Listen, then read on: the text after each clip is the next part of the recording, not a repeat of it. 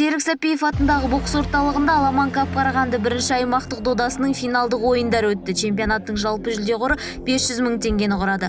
Ақназар Бейсеитов FIFA 2020 турнирдің жеңімпазы. Жас жігіт 14 жыл бұрын компьютерлік ойындармен әуестенеді. Осы уақыт ішінде көптеген ірі турнирлерге қатысқан. Было 70 человек, круговая, получается, система на вылет, друг с другом каждый играет по сетке, и так до 2 финалистов дошли. Команды в рейтингах все разные, как выбирали, что было? Рейтинг был 85, то есть у каждого игрока было 85 рейтинг, то есть равные игроки, и каждый выбирал любую команду, неважно какую. Можно играть за Барселону, можно играть за условный «Зенит».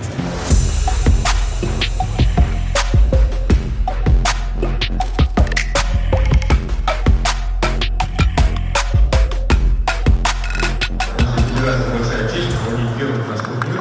Мы его назвали «Аламан», и он связан с тем, что это древний финансовый лучший «Аламан Байге» называется, да?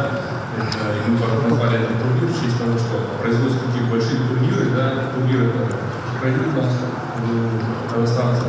Поэтому две дисциплины, которые мы взяли, первую дисциплину Counter-Strike, самая одна из популярных в нашей стране. Вторую дисциплину, вам честно скажу, каким образом сам увлекается этим видом спорта, и когда мы с ним обсуждали, он как раз по FIFA и сказал.